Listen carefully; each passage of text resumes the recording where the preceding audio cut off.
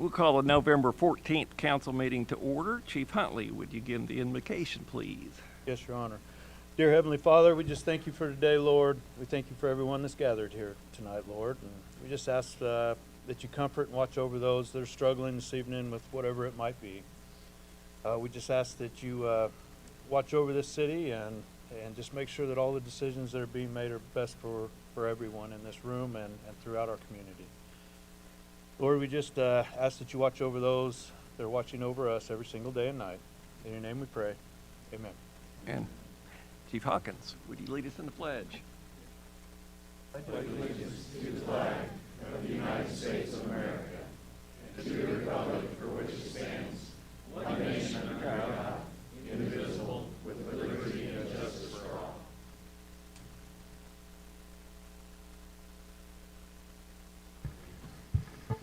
Clerk will call the roll.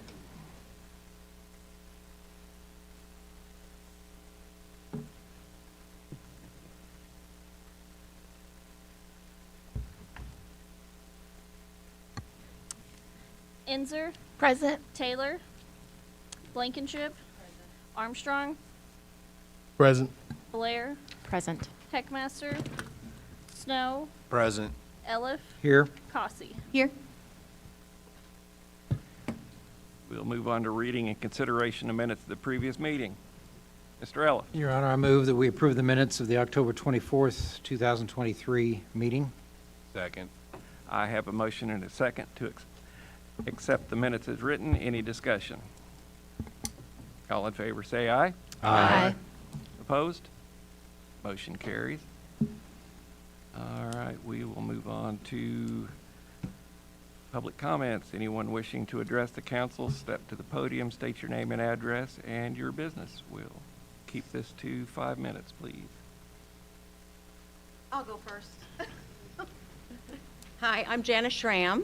I live at 1521 Grand. I'm here again. So I have a few points. I'll make sure to try to keep it to 5 minutes. If I go over a little bit, please grant me that. I want to speak about the appointment of Jeff Hull to the vacated council seat in Ward 4. I urge the council to accept the appointment of Jeff Hull as interim Ward 4 councilperson. My family has known Jeff's family very well. They encompass a strong sense of community, outstanding character traits, and are extremely loyal. Jeff has been a family friend since we moved to Carthage. Today I called my son Oliver and told him that Jeff was being appointed to city council, and he said Jeff was one of the best people he's ever known, that Jeff would do anything for him and he would do anything for Jeff. Jeff is exceptionally loyal to his family, friends, and to the Boy Scouts. Jeff, I believe you're taking on this role as a favor to your good friend Danny Reif, and he has asked you whether reluctantly or willingly you have stepped into the position. I ask you to remember as you take the oath of the city of Carthage that you are loyal to Ward 4 citizens, and since you're appointed and not elected, if you would like to meet with the residents of Ward 4 to see why the house is always packed, I'll be glad to set that meeting up for you. And again, thank you for stepping in. Okay, Halloween. Halloween on Grand and Main. Our trick-or-treaters this year, 1804, Brandy had 1806. It was wonderful. The parents and grandparents were very thankful. Everyone was extremely polite, and they would stand at the curb and tell us thank you for participating. It meant a lot to them. I ask that the city looks into, as this event grows and grows each year, to subsidize other residents on Grand Avenue so everybody can participate. Or better yet, take it to Euclid and Bel Air. That's safe streets, and they should have a turn. The average count for them was 0 to 4 trick-or-treaters. We need to spread this around. The sunshine request. I filed 2 requests, and you saw in Greg Dagnan's packet that the sunshine requests, they were from me. And I'm going to tell you that I had a lot of denials on that because it was an open record, and I'm going to be filing that with the state attorney to see if they do fall underneath the sunshine law and why they were denied. First one was for Nate Dally. Nate has been working a murder in trial in Joplin for the Jasper County prosecutor. I asked what his schedule was, what his contract was, to see what % of time Nate spends with the city and with the prosecuting office. And I think that we should know what we're paying for as taxpayers, if we're actually getting work out of Nate for the city while he's doing the murder trial. And it hasn't completed yet. Sentencing isn't for a while. So I think the citizens should be interested in his scheduling. The second request was for the contracts of employment for the city administrator and the assistant city administrator. We've not seen these contracts. We've seen the salary, so that should be the personnel part of it that we wouldn't expect to see, even though it's in the budget. And my big question is, it was alluded to when Greg was put into office that he was told, as the assistant city administrator, he would go into the city administrator position when it was vacated. If that was in his contract, we'd like to see that. Also, if that was in his contract as assistant city administrator, it should be in Tracy's contract too. And if it isn't, why isn't it? Because it's not a part of the charter, it breaks the charter, or for what reason? So I think the city needs to see that. Citizens need to see it. And I don't take the first no as a no. It's a yes to me to keep going. Thank you so much.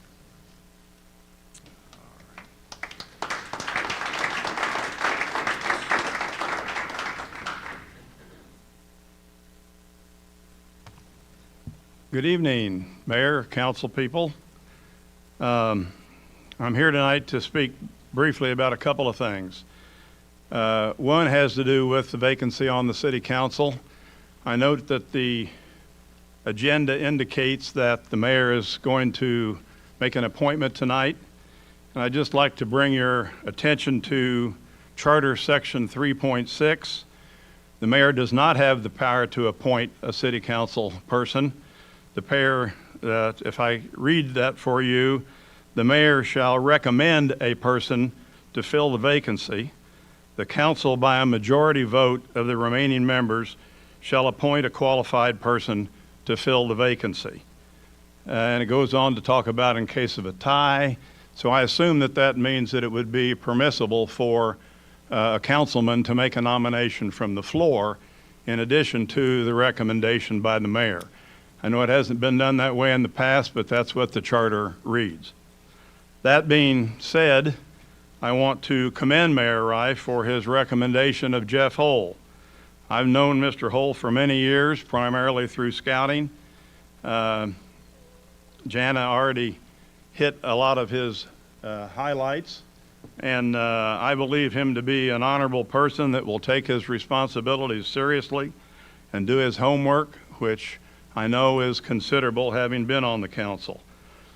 While I know him and anticipate that he will do a good job, I am disappointed that the system we use for this process does not include a resume of the person's background and qualifications, which would certainly allow council members to make a more informed decision. Mayor Reif, I would encourage you in the future to submit a resume with your recommendations for appointments in the future. This will also give Carthage citizens confidence in your choices. And to Mr. Hull, I would say, if you are appointed by the City Council, your oath of office, you will swear to, quote, support the provisions of the city charter and ordinances of the City of Carthage, unquote. So you would be advised to familiarize yourself with them. There may be times when you will have to cast a vote or make a choice between supporting a friend or doing your duties to the citizens by upholding your oath to support the provisions of the charter and ordinances. As a trained scouter, I am sure you are familiar with the competencies of leadership taught in Wood Badge, and I appreciate your setting the example for the scouts by your willingness to participate in community affairs. Thank you. The second item, when I addressed you, the council, on 9/26, I suggested a way to fix the violations of the charter and code that were made in the hiring of the city administrator. At the time, I asked City Attorney Dally what recourse citizens have if our concerns are ignored by the mayor and the council. Mr. Daly indicated that an option is to contact the Attorney General's office. As you have ignored our concerns, as had the media, we have determined that our best course of action is to contact the Missouri State Auditor's Office, who will perform audits related to concerns about general government operations. Yesterday, I filed a formal complaint which was mailed to the state auditor with copies to the Joplin Globe and the Carthage Chronicle. My complaint, there's a copy of it here with all the supporting documentation, which is the same information that I presented to the council on September the 14th, and does not indicate that any member of the city council has done anything wrong. I also plan to send a copy to the Kansas City Star, who has been running a series of articles on broken government. I just got the information from the man at the Star today, and will send that to him tomorrow. If the state auditor finds that my charges have merit, I expect you will be hearing from his office soon to request additional information and potentially seek approval to begin a formal audit of city operating procedures. Thank you for your attention.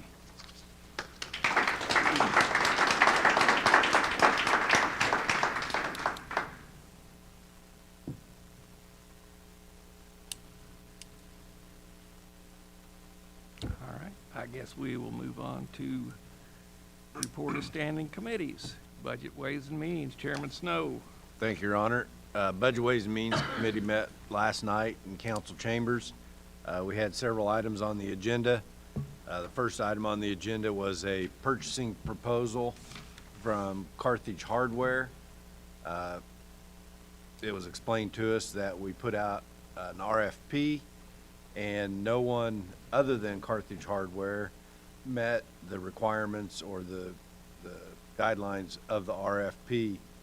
So at this time, I would like to make a motion to approve the bid of Carthage Hardware to supply general supplies to the city, and forward a memo of understanding for approval to be considered for approval here at the council. Second. All right, I have a motion and a second to accept the bid from Carthage Hardware for general supplies to the city. Any discussion? Yes, sir? So, this really boils down to, we haven't had in the past like a consolidated purchasing process or procedure. Mr. Grundy with Carthage Hardware was there last night. We're talking about things like bathroom tissue, hand soap for the bathrooms, different office supplies, things like that. What he's offering to do for the city as a local owned business, I believe that we will only see benefits in lowering the cost of operations for the city. So I appreciate his offer. All righty, thank you. Anything further? Your Honor. Mr. Armstrong. In addition, one of the things we discussed was making sure that this is open to all departments of the city. So it would be my hope that as these discussions move forward and having a single provider, that Water and Electric will also come to the table and consider being a part of that and partnering with us and with local business to provide toiletries and other basic needs that we use across the city. All righty, thank you. Anyone else? All right, got a motion and a second. All in favor say aye. Aye. Opposed? Motion carried. Next item on the agenda was, on the agenda for tonight, it's a resolution from, to accept a grant from MoDOT for a new taxi. It's Resolution 2017 that we'll be considering later in the meeting. This grant, about every 2 to 4 years, we get a grant to purchase a new taxi. I believe everyone's familiar with our taxi service that's ran through the police department. It provides a great service to a lot of citizens. I know it makes regular stops at Innovative and the Senior Center every day. And so this grant that we're receiving to buy a new taxi is very much appreciated. And again, we'll see that in Resolution 2017.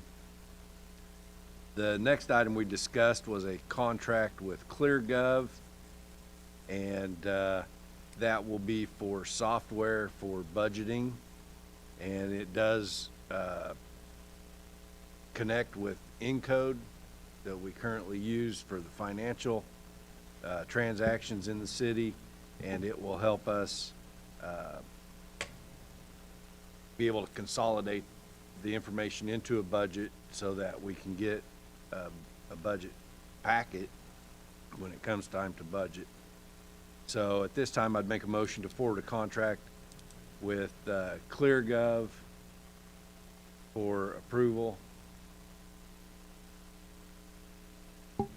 Second. I have a motion and a second to forward the contract from ClearGov for consideration for the financial software. Any discussion? Mr. Snow? Budgeting software. Budgeting software? Yeah. Okay. Fine, okay, budgeting, all right. So the contract, the first year, there's a setup fee, and first year contract will come to a total of $35,000. Then following the first year, it's $28,000 a year, or is it go down to $24,000? Oh. Okay. Sorry about that. I didn't get my numbers written down correctly. But other cities, we were told that use this software, have really works well for, and so that's why we're wanting to move to that. All right. Anything further? All in favor say aye. Aye. Opposed? Carried. We heard staff reports, and Ms. Cox, I'm sure, will report on sales tax later in the meeting. I was disappointed because last month was our first month to collect our marijuana tax, and I was excited to hear what our first month is. Then I was reminded that there's a 2-month lag, so we won't get marijuana tax numbers until next month. But our use tax and sales tax numbers are still, they're looking better this month than they did last month. I'm sure Ms. Cox will report on those numbers later in the meeting. Our next meeting, regular meeting of the Budget Committee, will be the second Monday of December. I don't know the exact date on that, but it'll be at 5:30 at Council Chambers. Thank you, Your Honor. All right, thank you. Committee on Insurance, Audit, and Claims, Chairperson Blair. We did not have a meeting today because we did not meet quorum. So we will be meeting in 2 weeks. I think still here, because it will be November still, so the 28th. Yeah. All right, thank you. Public Safety Committee, Chairman Eliff. Thank you, Your Honor. Public safety is between meetings. Our next meeting will be next Monday, the 20th, in council chambers. All righty, thank you. Public Services Committee, Chairperson Enzer. Thank you, Your Honor. The Public Service Committee met in the conference room at City Hall on November 6th at 4:30 for a planning session. We looked at and reviewed the master plan to see what was still relevant or check off the items that have already been accomplished. We set new priorities, and those include looking at options for pool maintenance and repair and items of maintenance for our current assets. Our next meeting, we are moving it to November 27th in the conference room due to availability of some of the members. And that's all I have here for right now, Your Honor. Thank you. All righty, thank you. Public Work Committee, Chairman Armstrong. Thank you, Your Honor. Public Works met last Tuesday, the 7th, at 5:30 at council chambers. We have 2 items which will eventually be on the agenda, one which is on tonight's agenda. The first thing we did was review the comprehensive plan from Planning and Zoning. There were no changes that we saw necessary, and at this time, I'd like to thank our Public Works Department, Planning and Zoning Historic Preservation Commission, and Zainovan Engineering for the excellent job they did in updating our current comprehensive plan. The plan will not change, but a lot of the numbers that we used to reference those were outdated, so those are, when we do eventually get that before this body, you'll be able to see where the changes were made and the updates that were made to kind of give more relevancy to the plan moving forward until its completion.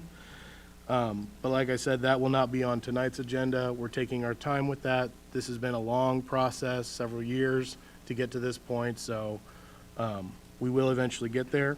And then we also have a resolution tonight to salvage a 2008 Chevy Silverado. It is the last orange truck in our fleet. Those of you who have seen those driving around for years. If successfully salvaged during our resolution, the plan is to give that truck to Diamond. They have need to part it out, so we, being good citizens of our community, we've helped them out several times with old and salvaged equipment, so this will be another one that we are able to give a second life. Other than that, anything else in the agenda as far as reports is in the packet. You're more than welcome to view it, and we will meet again next month on the second Tuesday at Council Chambers. Thank you. All righty, thank you. We'll move on to report of special committees and board liaisons. Mr. Ellis. Thank you, Your Honor. Planning, Zoning, Historic Preservation, the November meeting was canceled due to lack of business. The next scheduled meeting is tentatively set for December the 4th, which is the same as the Christmas parade. That date may change. Additionally, County Commission attended those meetings this morning. They had talked about the preliminary budget that they will have coming out. Just a couple of notes on that. General revenue that they are projecting will be down about $10 million due to last year, but they had ARPA funds they transferred in last year for that for a certain thing which will not be available. Their sales tax revenue they've been reporting is down. Estimating the marijuana tax for next year budget around $300,000 for the county, and they are in the process of starting a salary study. That's all I have, Your Honor. Thank you. All right, thank you. Your Honor, the library board met tonight at 5:15 in the library boardroom. They reported that Senator Jill Carter came by for a tour, ended up staying an hour and a half checking out the library. She was impressed with the Studley building, and she commented that no other library that she has toured has a facility like that. So we're very proud of that. They hosted their STEM workshop in the Studley building on October 24th. It was presented by the Missouri State Library, and they learned a lot about new STEM kits that they can borrow from the State Library. And they're very proud of their Studley administrator, Ben Young. He has been invited to help present at the next STEM workshop in January in University City. They have been hard at work revamping their internet and computer use policy. The policy they had in place was from 2012, and obviously technology has changed significantly since then. So they're in the process of updating that. Some of the updates are being mandated by Missouri Evergreen with the minor accessibility laws that have recently been in place, and then some other just local goals for the library. And they have a couple of exciting events coming up. They'll be having Santa. They'll be collaborating with Vision Carthage on Winter Craft Day, and they'll have a therapy dog there at different times as well.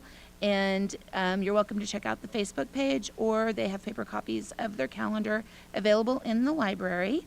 They also did mention a new sidewalk that was installed on the south side of the library, and they're very excited to have that new sidewalk fixed. They will be meeting again December 12th at 5:15 in the library boardroom. Thank you, Your Honor. All right, thank you. Claire. Thank you, Mr. Mayor. The Carthage Humane Society's board, they're meeting actually Thursday of this week, but there was a meeting today at City Hall with members from the board, the Carthage Police Department, and members from the city to talk about the overpopulation that's been a problem in the city. Just for reference, we contract with them 365 animals, and that's typically based on numbers we've seen in the past and trends that we've seen in the past that we've seen for the whole year. And this year we met that in September, which means 3 months into the fiscal year. We've already met the quota that we typically take a whole year to get to. So as you all probably know, there is an abundance of animals that are roaming our streets that need care. And it is costly for the city because we're going over budget every day, it seems like, as more animals are taken from the streets by the police department to the Humane Society. It's costly for the Humane Society because they weren't made to take care of that many animals. They don't have the space for that many animals. So we spent the meeting brainstorming ways to try to solve that problem from various perspectives and various vantage points. And it's the beginning of many conversations, I think. We came up with no silver bullet solution that's going to fix everything. But we had a lot of ideas. It was, I think, a very fruitful and successful meeting overall. And we talked about that for the long term, to make this change in the city, which is also reflective of a nationwide trend of more homeless animals. But we will need community support for the community challenge. So spay and neuter your pets. We need that right now. I'll be the Bob Barker for the moment. And as I said, the next meeting is officially on Thursday at 6:30. All right, thank you. Else? All right, move on to mayor's report. Just wanted to let everyone know that Carthage Water and Electric staff have been gathering information to send to Lockton for the salary study. And the first meeting of the salary study committee is scheduled for Wednesday, December the 6th. And just to continue on with similar vein, I spoke with Mr. Schmidt last week and regarding the joint board and council meeting that was scheduled for the end of this month, and finding a date when everyone is available and can attend has been difficult, as well as they've got a couple of new board members that are getting up to speed, and the salary study is right in process.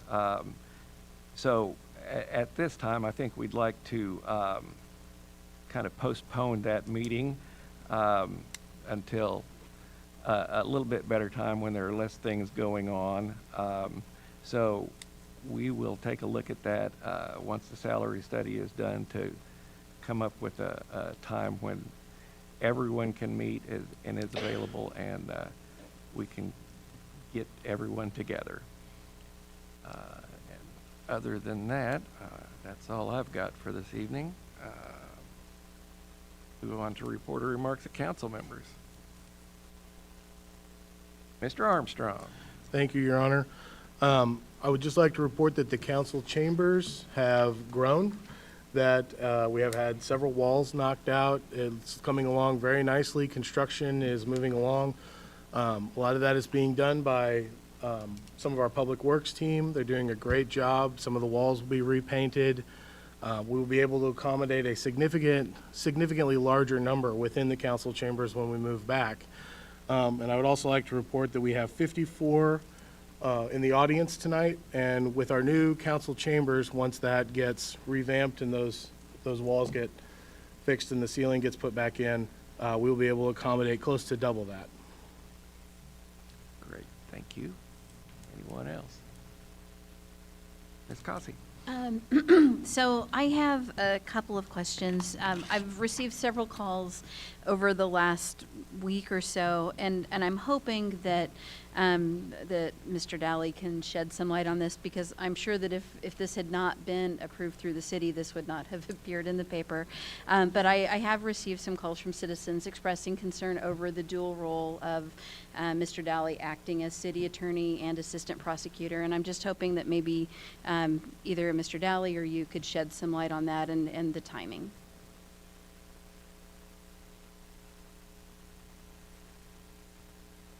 I've worked at the prosecutor's office for 20 years, and that's where I worked when I took the job here also. That's kind of how I was hired. At one point, I also had a private practice. I think it was a couple years ago. When we were doing the salary study, they came back with a full-time pay, which was, I believe, a classification lower than city administrator, and part-time pay. And then it was asked if they would do a three-quarter pay study to see where that would fall. There was an assistant at the time with the city attorney, And it was very minimal impact on the budget I essentially shut my private practice down. It came at 3/4 pay. We eliminated that clerical position to establish better hours that I would have. So I wouldn't be working around 2 other jobs of when I was needed, but it's still, I still put in close to 30 hours that week at the city. It was just not during the normal workday. We had city court that Thursday, so there was a lot of prep time that had to come in after I got done in Joplin and then showed up at City Hall to work. But it's not that's where I've always done since we started. That's how I was hired. So it's never been a full-time 40-hour week position, and it's not compensated as such under the salary study. So I appreciate you shedding some light on that, just because, number one, I didn't know. So when I had people calling to ask, I didn't have the answers to give them. So hopefully that will shed some light for the people who've been asking the questions. So I thank you very much for that. Like I said, I didn't think that they would put something on the front page of the paper if the city wasn't already aware of the situation. I just didn't know how that shook out. Also, the next question that I have regards the forensic audit results. I saw in Mr. Dagnan's report that we have, they have, and I'm going to phrase this incorrectly, but a tentative report that's been forwarded on to the police department. Is that what I was seeing? And they're formalizing the report.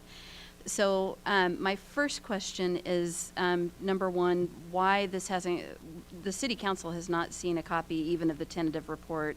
My question is why this has been forwarded on to the police department without the city council foreseeing it and deciding that it's something that they feel is actionable by the police department. Mayor, you want me to? Okay. Go right ahead. So first of all, the forensic auditor, they are complete. It is traditional that they give us their report in a draft form, and that is primarily because if the police go out and find some other evidence or find some other information, that they can add it to their report. And so it's typically presented in a draft form until they feel like they have all the information to complete it. We do have that. It does point to an ongoing investigation, and because of that, that information cannot be released until the police say that their investigation is done. At some point, after the police tell me that they're done and they've done their thing, then we will likely go into a closed session, and I will present that report to you. But right now, because of the ongoing investigation, it can't be released. So one of my concerns is that this is a financial issue. This isn't an issue that normally gets forwarded to police unless the victim makes a statement. In this case, the alleged victim is potentially the city. The city, the council would then be the one to decide whether or not they wanted to forward that to the police. So my question is why it hasn't gone through the city council first to make a decision on whether or not we believe it is a matter for the police. Your Honor, if I may. I believe that we authorized that when we voted to allow the forensic audit. And I believe that once we passed that, we lost all control of that. So I do not recall that being part of the vote. I remember there being a vote to conduct a forensic audit, but not to turn it over to the police before the council saw it. I believe that we discussed that then if they found enough, that they would be free to pursue it. Without vote of the council? I don't think that's how the law works. I'm a lawyer. I think that is how the law works. So if you have a person who is a victim of a financial crime or a victim of a theft, they have the opportunity, or a business, it doesn't have to be an individual, they have the option to decide whether or not this goes to the police. And so the city, in this case, is the alleged victim. We don't know because the city council has not seen this report. Mr. Dagnan has seen it. The police chief has seen it. We have not seen it, but it is the city council represents the citizens of the city. We are entitled to see this report before we decide whether or not this goes to the police. We are skipping a step. This is bypassing appropriate process. And we have not even seen whether this points at a specific person and what it points at and whether the alleged financial crime is enough to even warrant going to the police. And until the city council sees this, it is not appropriate for this to be in police hands. Did you expect us to spend that kind of money and not pursue it? I expected us to spend that kind of money because we were told that there was a significant indication that there were financial crimes. However, I would not pursue something unless we knew that it pointed at a specific person or persons, and I would want to see that before it's turned over to the police. I want to see what was found in the investigation before we pursue it further. That's the next appropriate step. If you will recall from our last council packet, Chief Hawkins wrote a letter to council letting us know that there is a suspect and that they will be pursuing it. Yes, however, it should not be in the police hands because number one, the city council has not seen it. The city council first gets to see it to decide whether or not there is something that they believe is worth pursuing. Another thing is that letter, unfortunately, I don't believe it ever should have been written, and I believe that the city administrator should have encouraged that not to be written because that type of thing is very inflammatory. It's very broad. A crime can be a broad range of things, and there are a very narrow number of people that potentially could point at or that the public believes that could point at. And so I believe that we are fanning the flames and unnecessarily possibly accusing people or indicating that people have done something wrong when we have no evidence of that. The city council hasn't seen it, and we should not be releasing statements on that until the city council has seen what the evidence is. That letter never should have been written. That's inappropriate. I respectfully disagree. I'm sorry, I didn't hear you. I said respectfully, I disagree. That's fine. But coming back to my original question, the appropriate process should be for the city council to see this before it's in police hands. And so I'd like to know, number one, why it was forwarded without the council seeing it, and number two, when we will be seeing it. I would also like to request that the investigation be halted until we see what's in it, because we don't know what the nature of the alleged incident is. We don't know if it points at a specific person. We don't know because we haven't seen it. But I would never vote as a council person and I would never as a business person pursue charges against someone unless I have seen evidence and I think that there's a substantial likelihood that a significant crime has occurred. So all I would say in response is, the minute that the city realized that there was a possible theft, which needed to be investigated, a police report was made. I think the mayor has the authority to do that. So we already made the police report, and by making that report, we are asking them to investigate it and do their job. I will also say the letter from the forensic auditor and the police chief were in response to you asking to see the report, which I don't think anybody was comfortable with in the middle of an investigation. So that's how those things happen. So I disagree. I don't think it's appropriate for the charges to be filed by the mayor. I think that's something that comes through the city council for them to make that decision. And then if the mayor feels that the decision's incorrect, he has an opportunity to overrule a vote of the city council, but it is not appropriate for an investigation to occur, charges to be filed without the city council seeing it and voting to file those charges, because this is a financial theft, an alleged financial theft. Thank you.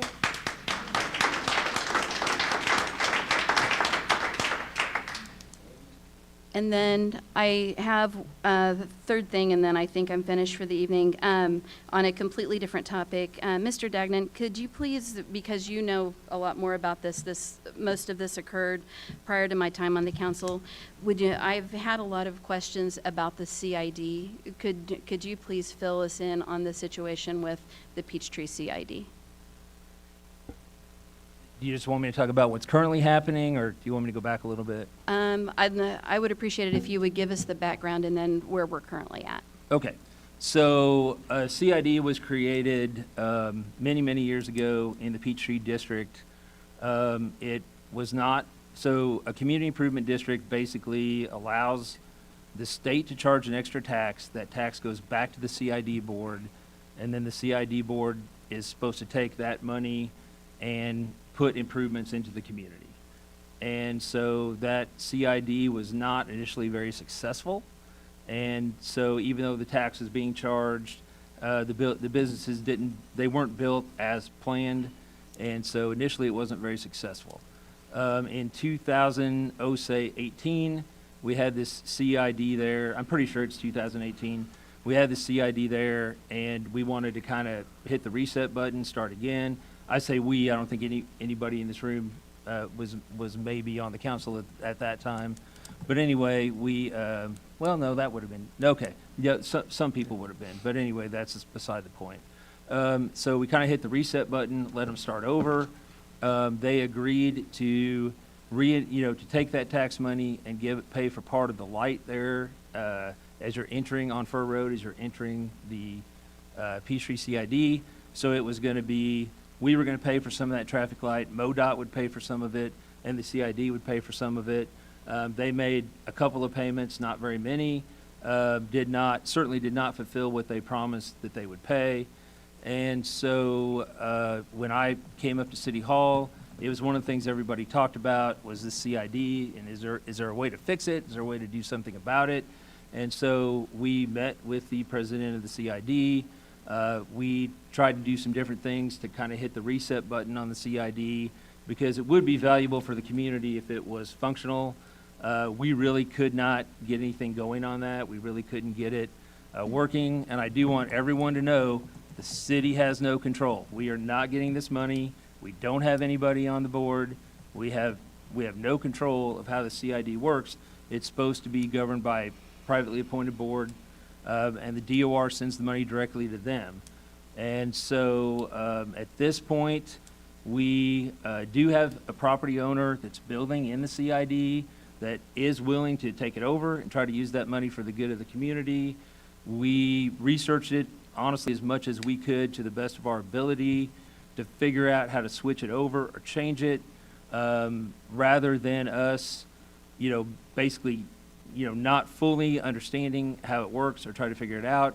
We hired the Gilmore Bell Law Firm because they do municipal financing, including CIDs. In fact, I was emailing back and forth with him today. He is trying to find a solution that he can suggest to us other than just dissolving the CID. He's trying to find some solution where we can keep that CID functioning, but give it new board members and give it new leadership. So that's where we're at right now.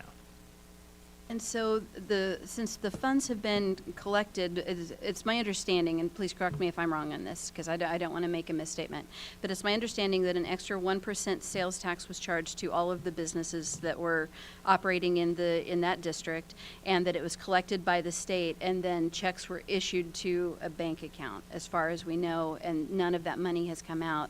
Since there was an arrangement with the city of Carthage, does the city of Carthage have any recourse to go back either and sue for money or to sue for fraud for the board that was supposed to be administering that? Is there any legal recourse that, I know you said you've been speaking to an outside firm. Mm-hmm. What type of legal recourse or criminal charges can be brought as a result of that? So they really haven't given us an answer yet, other than the dispute would really be between the tax money was collected by Department of Revenue and sent to that account. And then the CID board is supposed to put it back into that community. So really, as far as the city goes, we are not a part of that process other than maybe negotiating with the CID board to see what improvements they do. So, it's really a dispute between the state and the CID board at this point. Now, finding out exactly what our recourses are one of the things we're asking them to do, and I don't fully have that answer yet, but I suspect he's going to tell me it's between the state and the CID board. That's kind of how preliminary conversations have gone. Thank you very much. I We appreciate do it. have a contract with them that we're trying to figure out if there's even money there before we try to initiate or come to you all to initiate any kind of breach of contract. Any kind of breach of contract suit that might be start. Obviously, if there's not money there, it's not necessarily beneficial to start that process. Department of Revenue's not answered any of the requests of what they just say we collect the money and we send it back out. That's their job. There have not been reports filed by that CID in some time with the state. If you look at their annual reporting, that is blank as far as that CID goes, but that doesn't stop them from sending checks out. So I'm not sure why they don't stop, but they do. They keep sending it. So Okay, so someone still keeps getting money from this. We don't know who, but any criminal action or any criminal charges would not come from the city of Carthage. It would come from the state potentially. Is that right? Well, I mean, yeah, it'd be a state charge if they were taking anything. I mean, there might be an investigation, but it'd be nice to get that stuff from Department of Revenue first to figure out if the money's even there, where it's gone, what they've collected, who they've paid, those type of things. Because, I mean, the money obviously is going somewhere. There's some kind of issue that needs to be corrected. All right, well, thank you so much. I appreciate it. Yeah. Mr. Snow? Turn my mic on.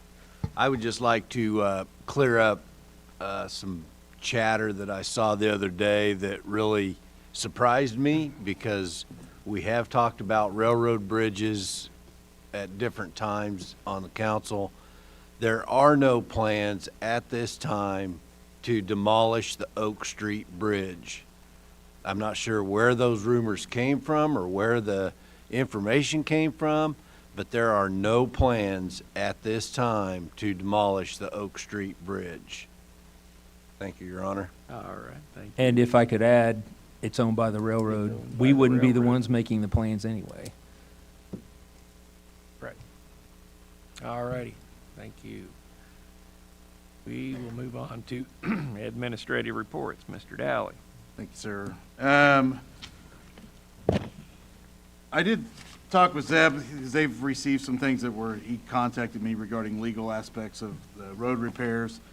I think anybody who's been involved in the government in the past, including utilities, since I've been here, every year we seem to get, the state is obviously, we're a subdivision of the state, so they've attended to erode our authority over utilities and the use of easements and right-of-ways.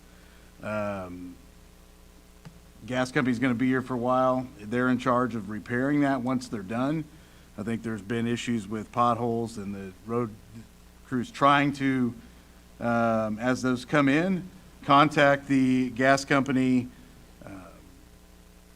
and they have been responsive, Zeb said, to those requests, and filling those back up. It's a cold fill, so if there's a hole, they cold fill it with whatever that material is that you cold fill with, which is obviously not a permanent fix because it's not hot asphalt going in. And so, obviously it is frustrating. If you look at River, though, that they fixed that street, overlaid.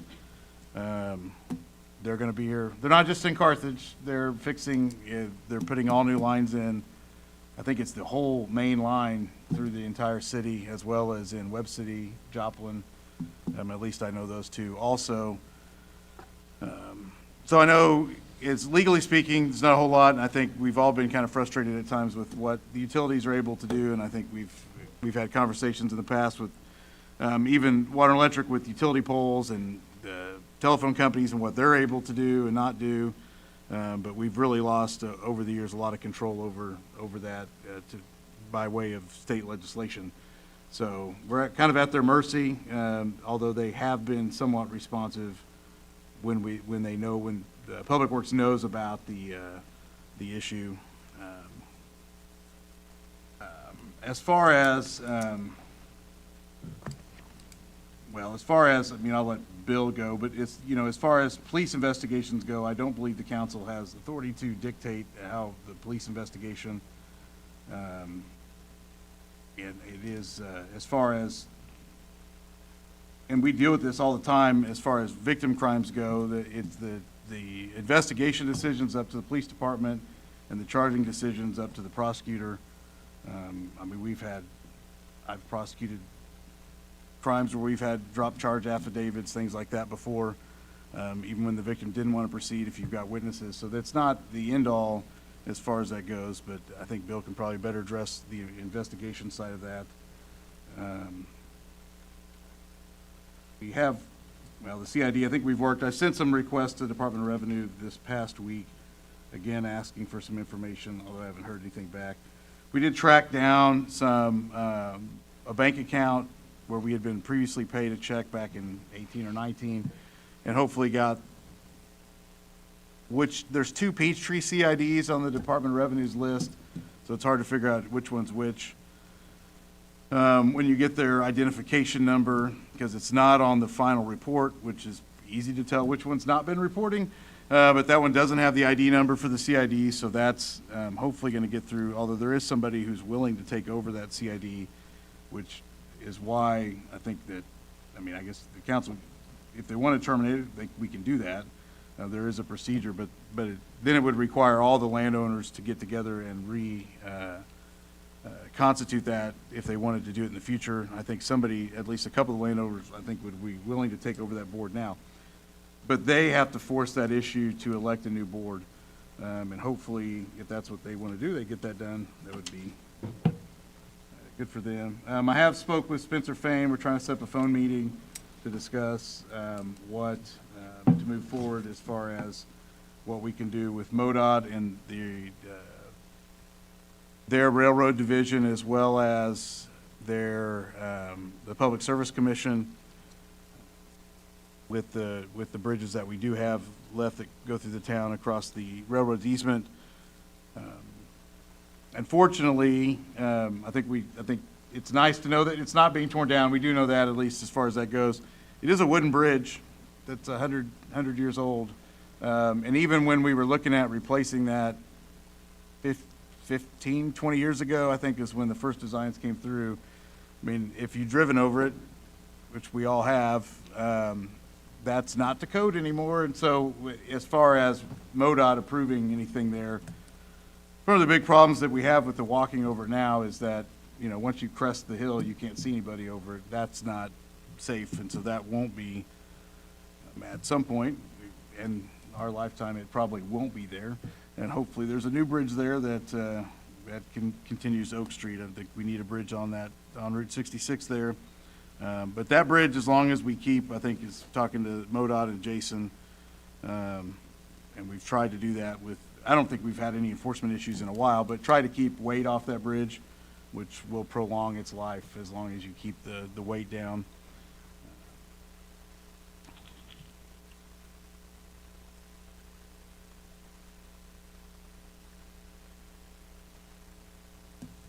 I think that's all I have tonight, sir. Great, thank you. Chief Hawkins. Thank you, Your Honor. So a couple positive things to say is that we've had a little bit of a domino effect within the police department as far as promotions go, starting with Detective Lieutenant Trevor Hole, now leading the detective division. We've promoted Aaron Kamick to Detective Sergeant, and filling his place, we've promoted Ethan Snow as the newest member of the detective division at the police department. I think we have probably the finest detective division in this area and maybe even the state. We have 2 cadets, recruits in the academy due to graduate next month. We're very excited to get them on the road and get them into training as far as patrol goes. They are current members of the department, but worked in communications and now moving to patrol. We're also very excited about that. And a bit of what I think is maybe public interest is, so on November the 10th at 4 o'clock in the morning, or give it just about 4 o'clock in the morning, officer on duty, Sergeant Justin Butler, heard a loud explosion and went to investigate, found a semi-truck on fire there at Thompson Road on West Fairview. While he was, after he called that in, sitting there waiting on the fire department, not to imply that it took you guys long to get there, not where I was going with that. But the second truck caught on fire. Estimated loss of those 2 trucks is over $200,000. There were 6 more trucks in line that, had the guys not got there as quickly as they did, would have also caught on fire. So there was a total savings of estimated over $800,000 just by the officer just on patrol doing his job and getting out there making a positive impact. The biggest part of my career, I've been a police officer pretty much my entire adult life, since I was 21 years old. The majority of that time was spent in investigations. When a police investigation starts, there is very little of that investigation that is open to the public. the investigative information in particular, as stated in the sunshine laws, say that that is confidential information. Period, end of story. That's all I have tonight, Your Honor. All right, thank you. Chief Huntley. So kind of feed off with personnel, I believe it was last council, I spoke on hiring 2 new personnel. They have finished their 2-week orientation. They are now on their 24-hour cruise. They seem to be doing fantastic. Our 3 personnel that are currently in the academy, they should be testing out and hopefully passing and getting out of the academy and being fully certified the 2nd week of December. So looking forward to all that. Thank you. Fantastic. Good deal. All right. Ms. Almendinger. Good evening, Your Honor. I wanted to just talk over a couple of things. Our most current class, sourdough class that we have going on at Memorial Hall is actually full, and we do have a waiting list, so that's kind of exciting that our programming has gone off to quite an exciting start. I wanted to invite everybody to the Kellogg Lake Playground ribbon cutting in association with the Chamber on November 21st at 1 o'clock at Kellogg Lake. And of course, that's the first time we've ever had a playground there, so we're very excited about that. We have officially had our Little League charter reinstated, so we're moving ahead with baseball and being a Little League baseball once again. And we are undergoing painting and lighting renovations at Memorial Hall, currently underway. So Memorial Hall is not open to the public for events right now, but should be completed by the end of the month. And then the new fence is also up and completed at Rock Stadium, and we're moving forward with renovations there. So a lot going on in the Parks Department. That's all I have tonight. Thank you. All right, thank you. Ms. Cox. Thank you, Your Honor. Sales tax revenues for the month of November, as Alan stated, are looking stronger and bringing us more in line with our year-to-date collections. We're only down, it's less than 1% of our budgeted expectations. Use tax revenues continue to come in strong this month. We collected over $100,000, approximately $119,000. So we are approximately 65% of the current budget for the use tax revenue collections. And since its inception, we have collected over $1.9 million. So that's been a definite blessing for our departments. And I was asked to look into the use tax revenues. I think it was you, Mark, that asked me to look into the large contributors on that. And it actually comes from local industries. That's what's driving our use tax revenues. That's all tonight, Your Honor. All right, thank you. Mr. Dagnan. Thank you, Your Honor. As requested by the council, city staff has completed an audit of boards and commissions. So we have some preliminary findings there. Literally every board and commission member was contacted, and I have already met with the mayor to kind of strategize how we can move forward after we have that audit. We are going to need to fill some board seats, though. As Mr. Armstrong mentioned, the council chambers does look a lot different. The key fob door project, security door project, is just so close to completion. They're waiting for some parts, and then we will have that security door project completed. I will say about the CID, one of the reasons we're taking our time with this and went to an outside firm is I do believe that we could figure out, how to dissolve the CID, and I think we could figure out maybe how to get the money to revert back to the city.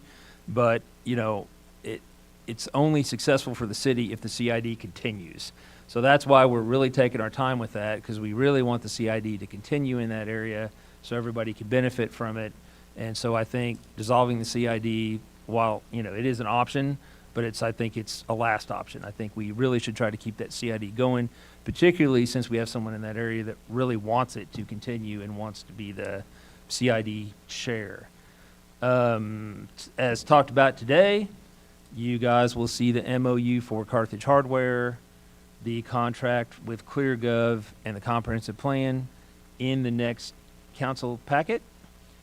And then finally, I will say that I have started to put in my report I mentioned last council meeting that I go to all these committee meetings and hear all these great things that are happening, and unless you're on that committee, you don't know. So I have started to put in my report some positive things that are coming from the committees, and so I would encourage you to read that report and see those. And unless there's any questions, that's all I have tonight, Your Honor. Thank you. All right, thank you. We will forego the report against, or for the claims against the city, as there was no quorum for the CIAC meeting this evening. That will be rolled into the next council meeting. So we'll move on to old business. The second reading of Council Bill 2374, an ordinance to enter into a memorandum of understanding agreement with the Missouri Highways and Transportation Commission for a Growing Together agreement for the roundabout on Route 571 and Fairlawn Garrison Elk in the city of Carthage, Missouri. Any discussion? Cast your vote.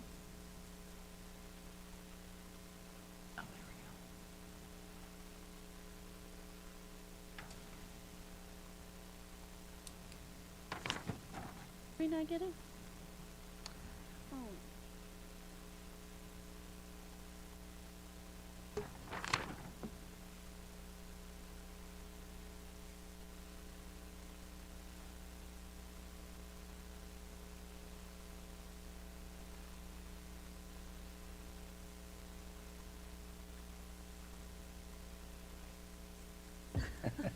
Gotta love technology. Yeah. Give me a thumbs up or a yay. Aye. Robin, got yours. Trudy, did yours pop up? Yeah, oh, it popped up a second time. I Okay. did it once, I'll do it again. That work?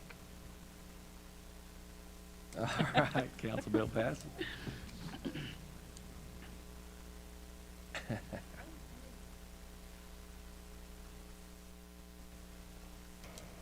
All right. I will pause on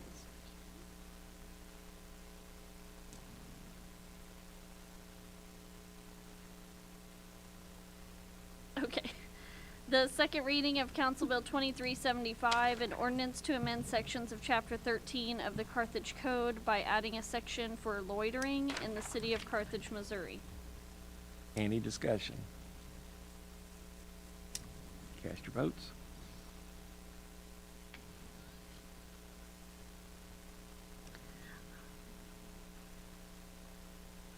All right, council bill passes. All right, we'll move on to new business. The first reading of Council Bill 2376, an ordinance authorizing the mayor to enter into a contract with Safe Haven Baby Boxes Incorporated, an Indiana nonprofit corporation, to provide and install newborn safety devices in the city of Carthage, Missouri. Any discussion? Ms. Cossey. Turn that on. There we go. So I wanted to say that this one is it's a difficult decision. So the baby boxes themselves, I think, serve a wonderful purpose. I really do. And I know that the people who are interested in helping install this are planning to fundraise and hopefully fund this through donations, and I also think that's great. The way this works is we're not supposed to be able to use the baby box term for fundraising until after we pass this. The main problem that I have with the specific company Baby Box, if you've read over the contract, it's extremely lopsided. They can discontinue your right to use it at any time for any reason. They have a lot of control over who your contractors are, your materials are. My concern is that it's going to run over in costs. I have another concern in terms of the likelihood of it being used, because it's my understanding that we have to install it at the firehouse on the south side of town, rather than the main one in the center of town, so the likelihood of it being used is pretty slim. Nationwide, over the life of the boxes, they've experienced minimal use, I want to say, and I know that the people who are sponsoring it know the numbers better, but I want to say it's something like 25 or 26 uses over a number of years nationwide. So, and 35. I apologize. I knew I didn't have that number exactly right. But it's minimal use for the number of cost and the potential downside. So it's not that I'm not in favor of the concept. I think that the concept is an excellent one. But Missouri has a surrender law where people can go and surrender infants if they can't care for them. So when this comes up for a vote, I will be voting no for those specific reasons, not because I don't think that it's a worthy project. All right, thank you. Anyone else? All right. Yes, I would add some concerns as well. Mostly, I'm just wondering, is there research that shows that there's a need for it, given that we do have some statutes in place already? And I guess I want to know more about, the data show that it makes a big difference, whether the box is there or not? And I want to see more of that, because what we saw was more contractual pieces as opposed to impact on the community. And it did seem like a significant investment, but I wasn't clear on how we know that we need it and how will we know if it's doing the job that it's meant to do above and beyond what's already in place. All right. Into it further? Yeah. So the folks that are fundraising for this and organizing this are in the audience tonight. I think maybe for public comment next council meeting, maybe we could have them come up and answer your questions. That sound okay? All right. Very good. All right, we'll move on to mayor's appointments. The mayor's appointment of Jeff Hull to fill the Ward 4 vacancy. Mr. Snow.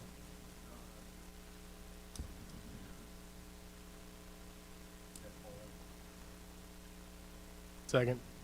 I have a motion and a second to accept the mayor's appointment of Mr. Hull for Ward 4. Any discussion?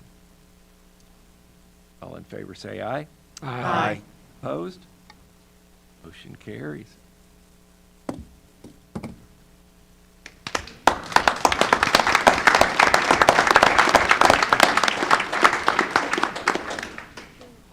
Swear him in. You're not getting out of it that easy. We'll get you sworn in before you get out the door. Oh, let me get it pulled up on the screen. Yep. Yeah, right up front there. Yeah, if you just want to come up. I've got it pulled up there. If you want to raise your right hand and repeat after me. I, Jeff Hull, I, Jeff Holmes, solemnly swear solemnly swear that I possess all the qualifications prescribed by law, that I possess all the qualifications prescribed that I will support the Constitution of the United States and the state of Missouri, that I will support the Constitution of the States and the provisions of the city charter and ordinances of the city of Carthage, the provisions, charter, and ordinances, faithfully demean myself in office, and faithfully demean myself in office, well and truly perform the duties of the office of council member, city, and well and truly perform in and for said city to the best of my skill and ability. to the best of my skill and ability. Congratulations.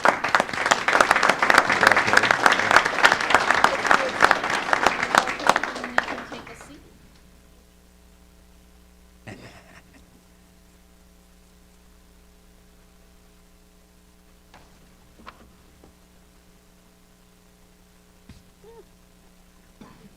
Oh, there it is.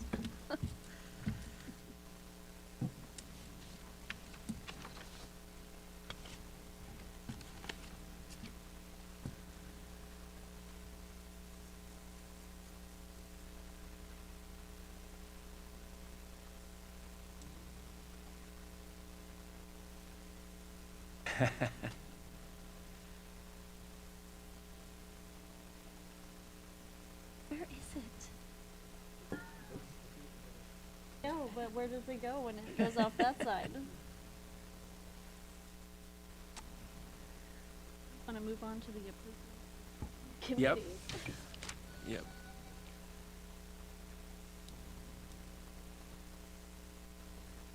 On the TV? Does anyone see it on? It's on that TV? Okay. Hold on.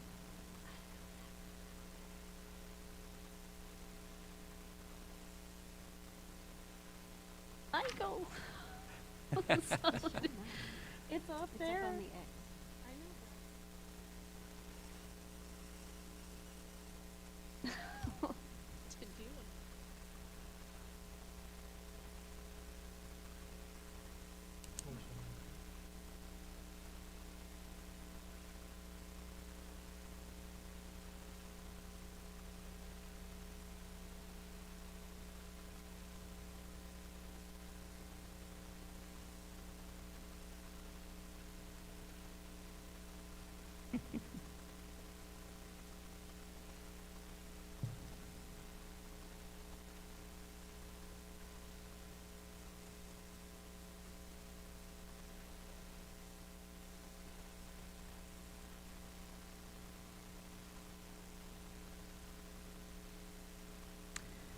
You know, I love it. I'm just gonna duplicate it, but I can't change it again, so. All right. Motion to approve the new All right. standing committees. We're looking at the appointment of Brandy Enzer as Chair of Public Services, Jeff Hull to Public Services Committee, and that leaves still a vacancy on the Budget Committee, but we will deal with that next meeting. Mr. Eliff? Your Honor, I move that we approve the standing committees as presented. Second. I have a motion and a second to approve the standing committee appointments. Any discussion? All in favor say aye. Aye. Opposed? Motion carried. All right. Motion carries. We'll move on to resolutions.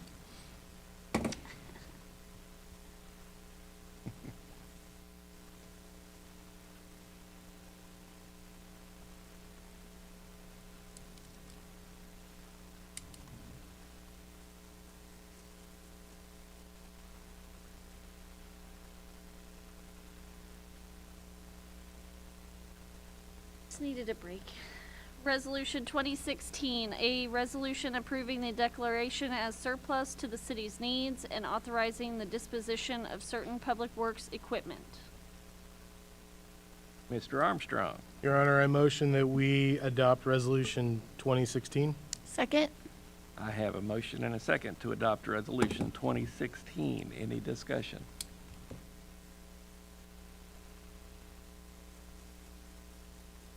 Cast your votes. Jeff, if you'll just give me a yay or a nay for your vote. Yay?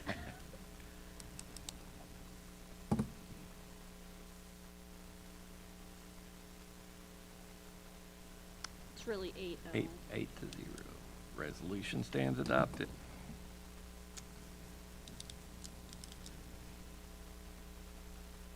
And Resolution 2017, a resolution of the City of Carthage, Missouri, authorizing the mayor to enter into an agreement with the Missouri Highways and Transportation Commission for a 5339 capital assistance grant. Mr. Snow? Your Honor, I move that we adopt Resolution 2017. Second. I have a motion and a second to adopt Resolution 2017. Any discussion? Cast your votes.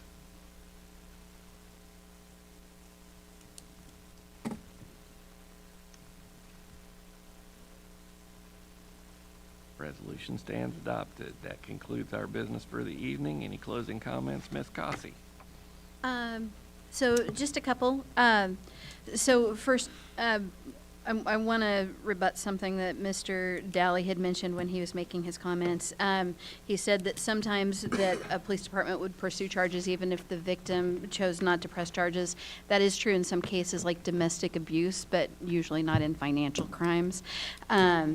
And then also, I would like to make it clear that when I have an issue with this going to the police department, I do not have an issue with our police department or with our police chief. The issue is with it having been forwarded without approval of council. But then I have a couple more positive things that I'd like to say before I go. Number one, Councilperson Blair was talking about the Humane Society and the overpopulation and the overcrowding. I'd like to encourage everybody who is thinking this Christmas is coming up. It's a popular time to adopt pets. If you're thinking about adopting a pet, please consider the Humane Society. It's an excellent place. My dog, if you've ever seen me out walking a giant white dog, that's where he came from. They make wonderful pets.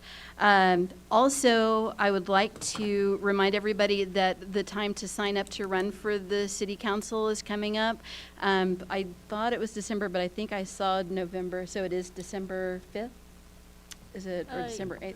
Yeah. December 5th. Okay, so that's when registration opens, and the last date to sign up is late December, December 26th? December 26th, with the exception of the two city holidays being the 22nd and the 25th.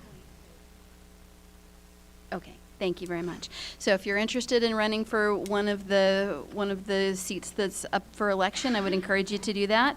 And then finally, one extremely positive note, at the last debate tournament this past weekend, our speech and debate team at the Carthage High School took first, so yay, speech and debate team. All right. Ms. Enver. I would like to welcome Mr. Hull to City Council, and I appreciate your willingness to serve. Thank you, Your Honor. Ms. Blankenship. Nothing this evening, Your Honor. Mr. Armstrong. Ms. Blair. I would also like to welcome Mr. Hull for filling our hole. Thank you very much. For filling our hole. Mr. Hole, anything to add? No, sir. Mr. Snow. Thank you, Your Honor. You know I have something to say. I would just point out to Ward 1, empty chair only lasted one meeting in Ward 4, so I appreciate Mr. Hull taking the place and filling our empty chair. It's much appreciated, and now I'm not quite so lonely over here.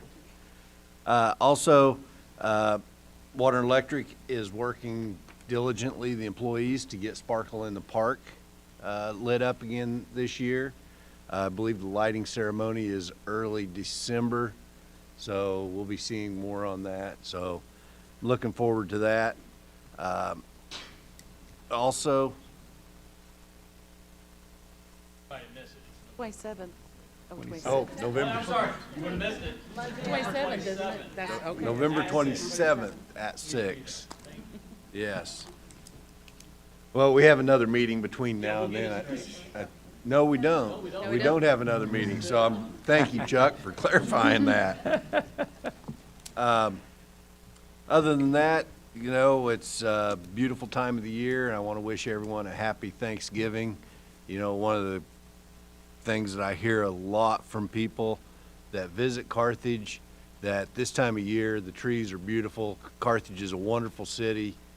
People that come in to visit appreciate the feel of the hometown, and they really think we have a nice city here. And I appreciate everyone, all the departments that work diligently to improve the city, the Water and Electric that provides our utilities, and all the staff of the city. I wish them all a happy Thanksgiving. That's all, Your Honor. All right, thank you. Mr. Eliff. Thank you, Your Honor. Trevor, congratulations. New play and all that golf eventually would pay off one of these days, so no, it's very good. Also, speaking of the police department, Chief, want to just say thank you for you guys providing security, or the security and safety for the people out trick-or-treating. It was great. One of the officers will remain unnamed, but had the stereo cranked up playing Thriller, and kids loved it, and they were passing. So appreciate you doing that on that. Jeff, welcome. Glad to have you. Happy Thanksgiving to everyone, and move we adjourn.